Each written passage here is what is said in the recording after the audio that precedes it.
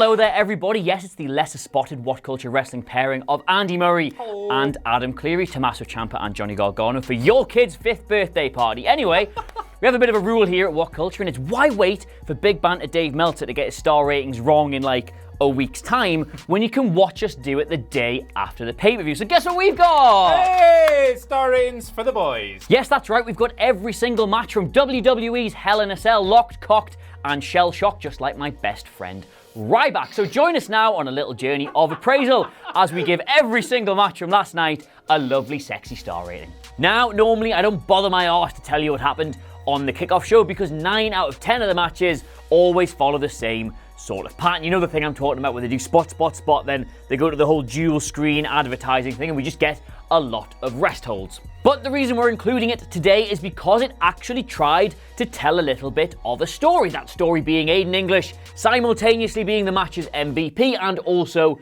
costing his team the match, which was, as pre-show matches go, quite interesting. Big E and RUSEV matched up quite nicely as the powerhouses, and English, I think, surprised a lot of us by being just as athletic as Kofi Kingston. Now, yes, it could be very easy to get bogged down in the inevitable RUSEV turning on English storyline, which I am actually quite stoked for, but in the here and now, and especially in the confines of them having to simultaneously advertise the main show, it was very good. 3 stars. As a fan of really gross matches, I, WhatCulture Wrestling's resident ghoul, may not be best placed to give you a truly objective view on this match, but star ratings are kinda subjective anyway, so screw it. This was extremely heated. Hardy and Orton worked like they were trying to maim each other, let alone win a wrestling match, and that led to all kinds of grisly vigils that you just don't usually see on PG-era WWE TV. To start with the obvious, Orton sticking a screwdriver in Hardy's ear, then twisting it up into a piece of fusilli pasta was gross, disgusting, brutal. Throw whatever adjective you want at this horrifying spot. There were piercings on Orton's back from the shots with Jeff's big emo belt. At one point there was a flap of skin hanging off from his leg, and oh yeah, there was just the right amount of neck stuff as well. Then, of course, there was the awesome finish with Hardy navigating the cell as if it were a set of monkey bars, dropping off, missing his leg drop, going through a table, and allowing Orton to take the win. I loved this, and for its excellent storytelling and startling optics, Randy Orton versus Jeff Hardy gets 4.25 stars. Now, okay, yes, here is my very obvious bias for wanting wonderful things to happen to Becky Lynch all the time. I'm just going to take this and we're going to move it very slowly out of shot so that we can have a grown-up conversation about the match itself. Nobody kidding. We did it, baby girl! Yes, sorry about that. One of 2 things has actually happened here. Either A, WWE have played us all absolutely perfectly, made us believe that we're getting behind this underdog Becky Lynch, in which case, yes, well done guys, you are God, I'm an idiot, etc. Or, more likely, they've absolutely dropped their arses on this heel turn because we've told them we won't stand for them treating talent this way. I'm calling it, we have changed their minds. Now, yes, I could get into the minutiae of what this snap change means for the storyline, for the wrestlers, for the company as a whole, for everything, etc. But we are here to talk about the match in isolation, so I'm going to do that instead. And it was good. It wasn't great, but it was good. I think in an ideal world, after you've had this build-up and this storyline, you have a match that lives up to that, and this didn't quite. I mean, it was good. Not great, good. In fact, to tell you the truth, I thought the most interesting thing about it was the story they told in the confines of the match, as opposed to the story they've been telling us for weeks leading up to it. Now, we've seen many times before, think back to the Asuka Charlotte match in particular, somebody picks a body part on Charlotte and they work it and they work it and they work it, and she finds a way to battle through that and still win. We've seen it many times before and it looked like we were getting it here again, but no, Becky had a plan B. Because they were, until very recently, BFFs, Becky knew her every single move, and when it came to the really big spots in the match, she had a counter in her back pocket. Just look at the finish. Charlotte goes for the spear, Becky telegraphs it, rolls her up, gets the win. That is such logical un-WWE in-ring storytelling. We hardly ever see stuff that makes as much sense as that, so it was so nice to see it here. Now, the way I'm going on about this might sound like I'm going to give it a big score, but I'm actually not going to do that. The build-up was great, the story was great, the match itself was put together brilliantly, but there was just a lot of sloppy little misses here and there that just stops this being a 4-star plus match. So, 3.5 for me, but obviously in my heart it's 5 million because Becky Lynch.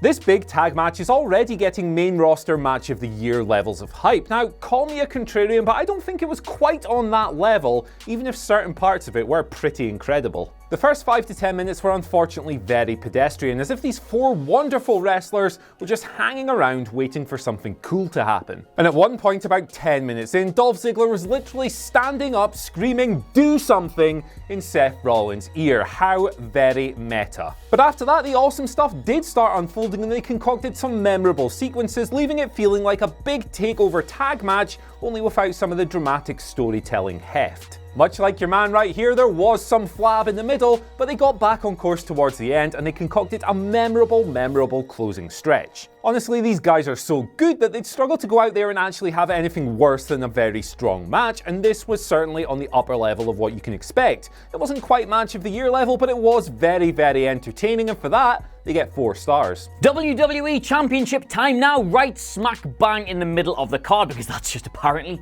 where it lives.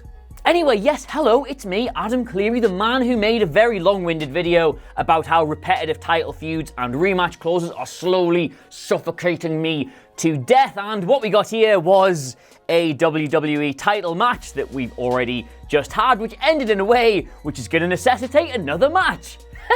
But, and I'm going to reverse the gun thing there, I didn't actually hate it. Like, compare this to the Nakamura feud where we got the same thing over and over again. They were giving us nothing new. They never felt like there was a story there in the first place. I could quite happily watch another AJ Styles Samoa Joe match. The story doesn't feel over. I don't think we've seen everything from them in the ring just yet. There's more here to do, so I don't mind if they're going to do that. I mean, just look at it in the confines of the match itself. It felt very different to their first encounter. It felt like a natural progression of the storyline. The great man Michael Sidgwick has put in his write-up of this match that it just had more oomph. It lacked sort of the cerebral nature that their first encounter had, and instead they just hit each other a lot harder, as you would naturally expect from the hatred increasing, from the stakes increasing, from the storyline continuing. Well done, you two. Sidgwick also said in his article that Samoa Joe played a Venus flytrap role, which is just the perfect way to look at it. He's so just creeping and evil and sinister and just lures his opponents in and then wallop or whatever you do. Is that a Venus flytrap? That's the one, isn't it? Anyway, yes, this was easily Styles' best match probably since the Brock Lesnar one, and it actually followed a very similar pattern. Yes, the finish was screwy, but it did give us a great moment, and yes, they're going to have to do it again, but they will give us probably a great match. So, 4 stars. Now, yes, I know the finish was screwy, but that doesn't matter if it gives you a great moment. So by the same token, yes, they're going to have to go again, but that doesn't matter if they're going to give us another great match. 4 stars. So after talking about 2 high work rate bangers, it's now time to take a detour through sports entertainmentsville, and this match was okay, it was alright, middle of the road, could have been worse. This was all about building towards a Brie Bella hot tag, and WWE, to their credit, did a very good job of keeping the duo apart for long portions after a very sloppy singles match on last week's SmackDown. The layout was so effective that when Brie did get her hands on MARYSE by baseball sliding through Miz's legs no less, there was a massive pop in the building, so good job to whoever put this together. But the action before that was actually pretty routine. Bryan and Miz never really got out of second gear, and unfortunately there was some pretty inconsistent selling from the Miz, particularly on a dragon screw that barely looked like it hurt. That was one of my main issues with the match. The others are, number 1, it felt like it lasted an absolute ice age despite only having a 13-minute runtime, and number 2, MARYSE kind of botched the finish as her cradle on Brie was very sloppy. The match had its successes and its failures. It's impossible for me to call it outright bad, but too much of it didn't land. For that, it's right in the middle, 2.5 stars. Next up, we had the Raw Women's Championship match where Alexa Bliss was somehow allegedly challenging Ronda Rousey for her nice, shiny new belt. Now, if you had told me in advance that this was going to go over 12 minutes, I would have been concerned. Now, I'm sure you're all aware now what a Brock Lesnar match is. It's the match he has every single time he gets into a ring. He basically just chucks his opponent about like an empty tracksuit. We have a few hope spots, but by and large, he just absolutely batters them. Now, Ronda hasn't had enough matches yet for there to be a definitive Ronda Rousey match, but hers have been following a similar pattern.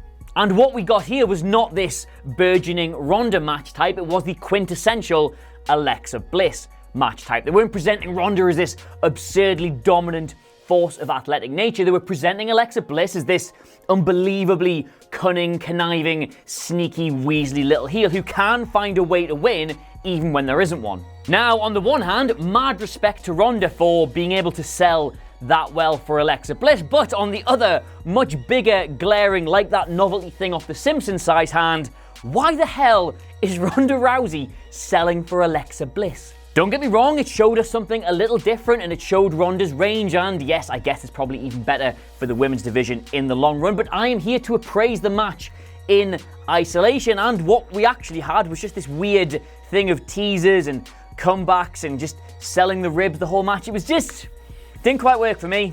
2.5 stars. Okay, so speaking as someone who absolutely loved last year's feud between these two, it is generally quite high on the both of them as a whole.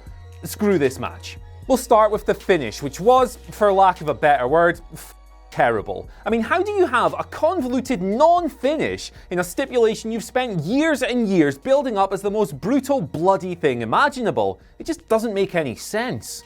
Now, I get that WWE didn't want to have Braun or Roman pinned, but for God's sake, they booked it in the first place, so why even bother? They created this problem, so no, they're not getting a pass for it. Now, there was admittedly some fun brawling before the shenanigans started happening, but my God, were some of these shenanigans cringeworthy. The Shield and the Dogs of War fanning around and on top of the cell was daft, the big fall was dumb as hell, and unfortunately at one point Reigns and Braun were left lying around selling for what felt like an absolute ice age. Now, this was all to build up to Brock Lesnar's big return, which was admittedly very, very well done and got a massive pop, but on the whole, this was a big bag of bollo. It gets 1 3/4 stars, and that is being generous. So there you have it, those are our absolutely very correct Fight Us in Real Life star ratings for WWE Hell in a Cell, didn't say it, 2018. Let us know what you made of them in the comments below, and of course, don't forget to, what can't they forget to do?